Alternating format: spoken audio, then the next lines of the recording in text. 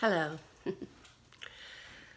So it's a crisp fall day outside and I'm enjoying the fire by the fireplace. You can see the fire. I know you can hear the fire.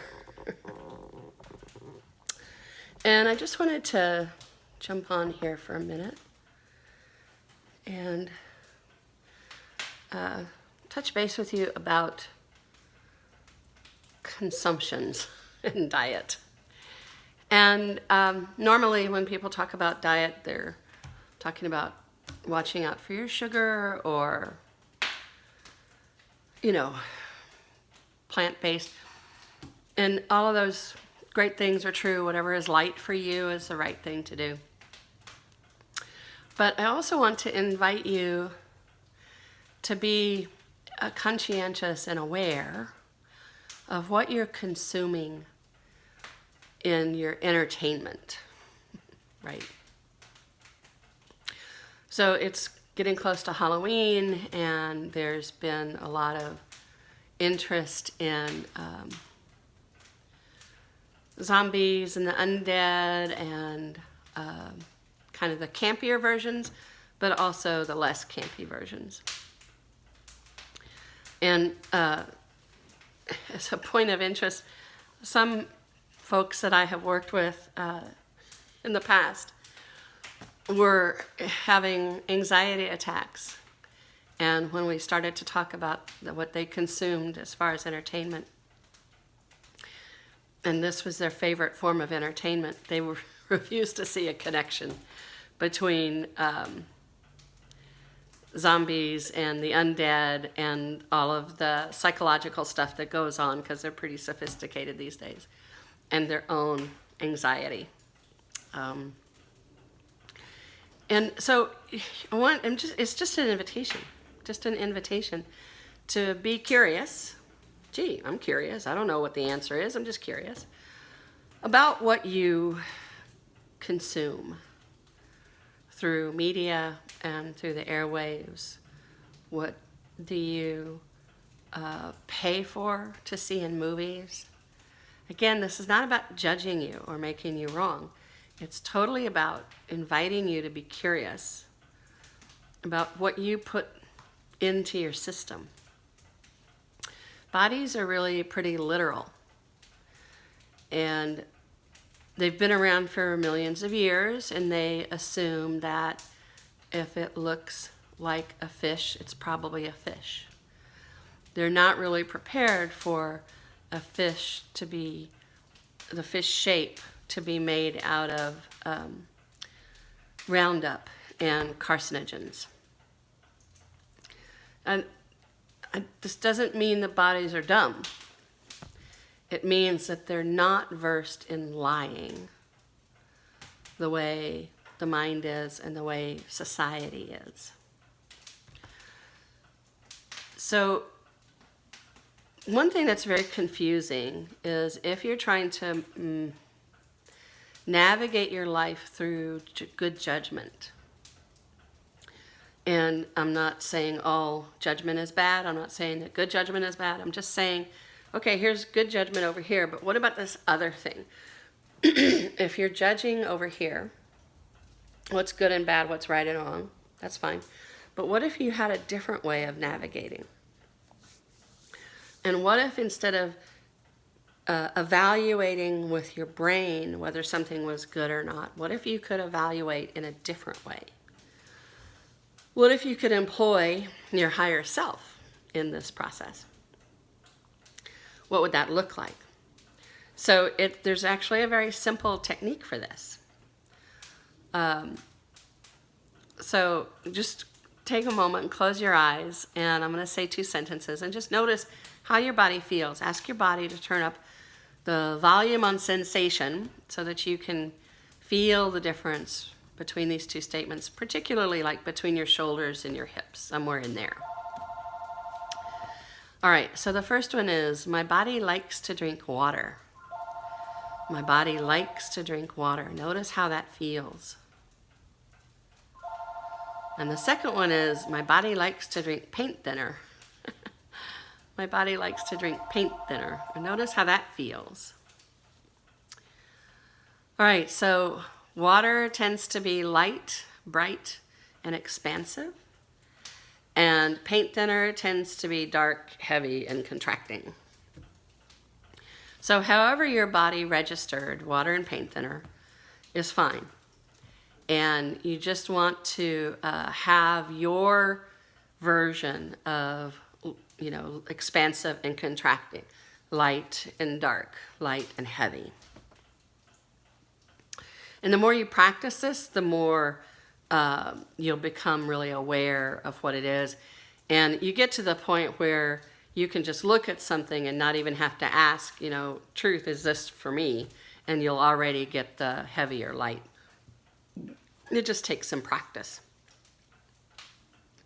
So when you're sitting down to your favorite TV show or you're looking at the TV guide, look at the TV guide and look at the shows that you normally watch and use light or heavy and put truth before the word, before the question. It just helps to calibrate it so that it's not in your body, mind, personality, but it's your higher self that's answering you. It's just using the sensations of your body to answer you. So you're looking at the TV guide and you're looking at movies and TV shows that you normally like to watch and ask, truth, does this contribute to me or does this deplete me? And go for the water or paint thinner, right? The heavier light. So truth, does watching NCIS contribute to my thriving in the world that I want to live in? And then whenever you ask once, ask the opposite. So then truth, does watching NCIS deplete living in the world that I want to live in? So you're starting to learn how to navigate by what is generative and creating the kind of world that you actually want to live in, and what is destroying or destructive to the world that you want to live in. And right now there's a lot of, fires going off. So the more you can use the water and paint thinner to establish, is this generative or is this depleting? Does this nurture or does it leach? Does it bleed me, right? My favorite old phrase was, does this feed me or does it bleed me? And the more you can start to calibrate, and you do this, there's a great thing that Teddy Roosevelt used to say, which is, do all you can with what you have from where you are. And it's guaranteed that if you do that, and you keep doing that day after day, you will end up in a place much better than if you didn't do that. And so be aware of what you're consuming. And if you find yourself being very anxious or your body's just really tense and upset, right? So in that moment that you're aware of it, that you kind of catch yourself, because usually we're halfway into it or more before where you become aware of it. In that moment, just ask yourself, is what part of this is mine? And as soon as you ask the question, you can start with return to sender with consciousness. Return to sender with consciousness, return to sender with consciousness, return to sender with consciousness. And just start repeating that until all that icky starts to dissipate, which will happen faster than you think. Because you feel great to you. Your system, your body is physically calibrated to the energy of your higher self.